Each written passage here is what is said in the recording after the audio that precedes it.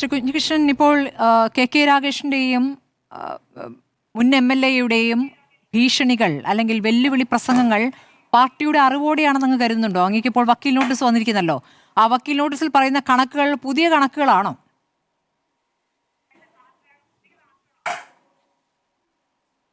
പാർട്ടിയുടെ അറിവോടെ ആയിരിക്കുമെന്ന് തന്നെയാണ് ഞാൻ വിശ്വസിക്കുന്നത്.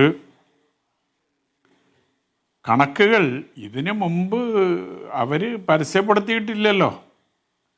പരസ്യപ്പെടുത്തിയില്ല എന്ന് മാത്രമല്ല, ഞാൻ ബ്രാഞ്ചുകളിലും ലോക്കൽ കമ്മിറ്റികളിലൊക്കെ പോയി ചില കാര്യങ്ങൾ വിശദീകരിച്ചില്ലേ ശ്രീ കുഞ്ഞികൃഷ്ണൻ? ചില കാര്യങ്ങൾ ഇപ്പോൾ വിശദീകരിച്ചു എന്ന് പറയുന്നുണ്ട്. അതേത് കണക്കാണെന്ന് എനിക്കറിയില്ല. അപ്പോൾ ഇത് എന്താ കണക്കെന്നറിയില്ല. എനിക്ക് കിട്ടിയ വക്കീൽ നോട്ടീസിൽ കണക്കുകളെ കുറിച്ച് ചില കാര്യങ്ങൾ പറയുന്നുണ്ട്. അപ്പോൾ അതിലൊറ്റ കാര്യം ഞാൻ പറയാം, ബാക്കി പിന്നെ കോടതിയിലൊക്കെ വരേണ്ട വിഷയമല്ലേ, അത് കോടതിയിൽ നമുക്ക് കൈകാര്യം ചെയ്യാം. 2017 ജനുവരിയിലാണ് പാർട്ടി ഏരിയ കമ്മിറ്റി ഓഫീസ് കെട്ടിടം ഉദ്ഘാടനം ചെയ്യുന്നത് അന്നത്തെ മുഖ്യമന്ത്രി പിണറായി. അത് കഴിഞ്ഞ് 2017 ഡിസംബർ 8, 9 തീയതികളിലാണ് പാർട്ടിയുടെ ഏരിയ സമ്മേളനം കരിവണ്ടൂരിൽ വെച്ച് നടക്കുന്നത്. ആ ഏരിയ സമ്മേളനത്തിൽ ഈ ഏരിയ കമ്മിറ്റി ഓഫീസ് നിർമ്മാണത്തിൻ്റെ ചെലവിൻ്റെ മുഴുവൻ കണക്കും അവതരിപ്പിച്ച് റിപ്പോർട്ടിൽ അച്ചടിച്ച് കൊടുത്തിട്ടുണ്ട് പ്രതിനിധികൾക്ക്. മുഴുവൻ വർക്കും തീർന്നതിന് ശേഷമാണ് ഉദ്ഘാടനം ചെയ്യുന്നത്. ഉദ്ഘാടനം കഴിഞ്ഞതിന് ശേഷം 11 മാസത്തിന് ശേഷമാണ് കണക്ക് അവതരിപ്പിക്കുന്നത്. അതിനുശേഷം പിന്നെ എങ്ങനെയാ ചെലവ് കൂടുക? ചെലവിൽ അതിന് ശേഷം വർധനവ് വരില്ലല്ലോ. അപ്പം ഇപ്പോൾ അതിനുശേഷം ചെലവിൽ വർധനവ് വരുത്തിക്കൊണ്ടുള്ള ഒരു കണക്കാണ് അവരിപ്പോൾ വിശദീകരിക്കുന്നത്.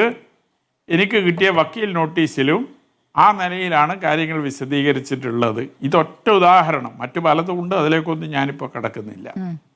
അതുകൊണ്ട് സത്യസന്ധമായി കണക്ക് മെമ്പർമാരുടെ മുമ്പിലോ ജനങ്ങളുടെ മുമ്പിലോ അവതരിപ്പിക്കാൻ ഇന്നേ വരെ പാർട്ടി നേതൃത്വം തയ്യാറായിട്ടില്ല. ജനങ്ങളുടെ കണ്ണിൽ പൊടിയിടാൻ സാധിക്കുന്ന നിലയിലുള്ള ചില നടപടികളാണ് അവരുടെ ഭാഗത്ത് നിന്നുണ്ടാകുന്നത്. അതിൻ്റെ ഭാഗമായിട്ടാണ് വക്കീൽ നോട്ടീസും കോടതിയിൽ തെരഞ്ഞെടുപ്പ് കേസും എന്നൊക്കെയാണ് ഞാൻ കാണുന്നത്. ഈ വക്കീൽ നോട്ടീസൊക്കെ നിയമപരമായ നടപടികളാണ്, അത് ആ രൂപത്തിൽ നമുക്ക് നേരിടാൻ സാധിക്കും.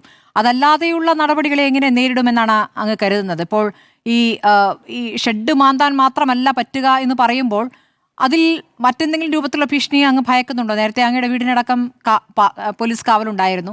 ഇനിയും അത് വേണ്ട ഒരു സാഹചര്യത്തിലേക്ക് കാര്യങ്ങൾ പോകുന്നുണ്ടോ?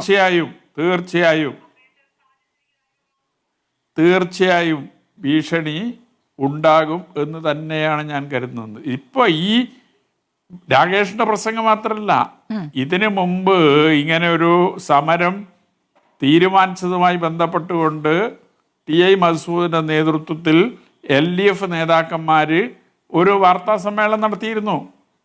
ആ വാർത്താ സമ്മേളനത്തിൽ എൻ്റെയും T പുരുഷോത്തമൻ്റെയും പ്രസന്നൻ്റെയും ഉൾപ്പെടെ പേര് പറഞ്ഞുകൊണ്ട് ഭീഷണിപ്പെടുത്തുകയാണ് ചെയ്തിട്ടുള്ളത്. അതിൻ്റെ ക്ലിപ്പിങ്ങൊക്കെ ഞങ്ങളുടെ കയ്യിലുണ്ട്. അത് പയ്യന്നൂരിലെ മാധ്യമങ്ങളെല്ലാം റിപ്പോർട്ട് ചെയ്തിട്ടുള്ള കാര്യമാണ്. അപ്പോൾ ഭീഷണി നേരത്തെ തന്നെ ഉണ്ട്. ഇപ്പോൾ അത് കുറേ കൂടി ജില്ലാ നേതൃത്വം കൂടി അതിൻ്റെ പിന്നിൽ അണിനിരന്ന് അതിശക്തിപ്പെടുത്തുന്നതിന് വേണ്ടിയുള്ള ശ്രമങ്ങളാണ് ഇപ്പോൾ നടന്നുകൊണ്ടിരിക്കുന്നത് എന്നാണ് നമുക്ക് കാണാൻ സാധിക്കും. ഈ മധുസൂദന്റെ ഹൈക്കോടതിയിലെ ഹർജി എന്ന് പറയുന്നത് മധുസൂദനന്റെ ഹർജിയല്ല, പാർട്ടിയുടെ ഹർജിയായിട്ടാണ് അങ്ങ് കാണുന്നത് അല്ലേ?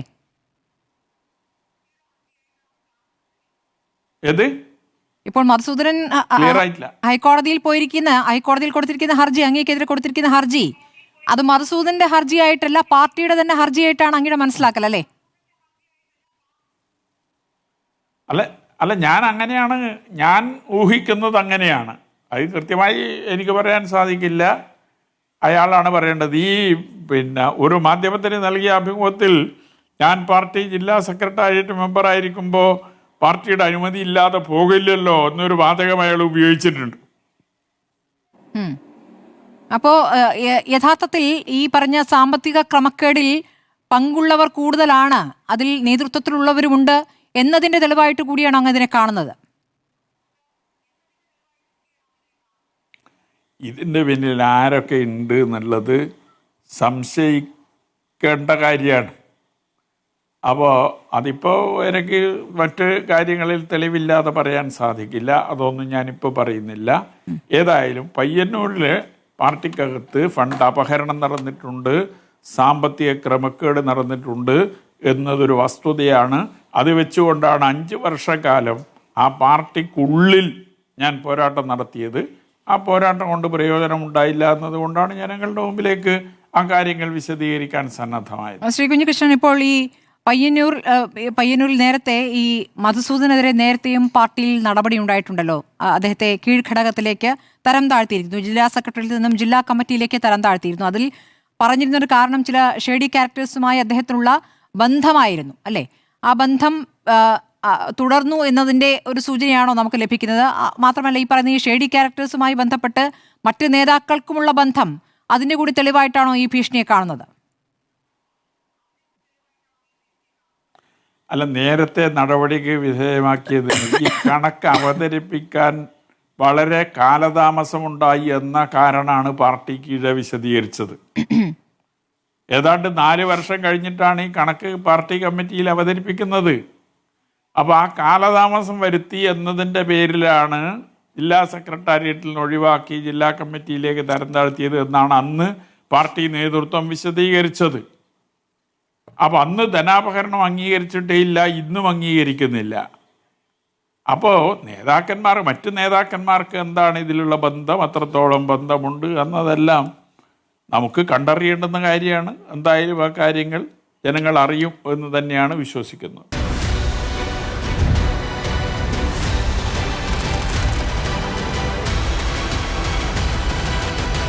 ഡിബേറ്റ് വിത്ത് സ്മൃതി പരുത്തിക്കാട്.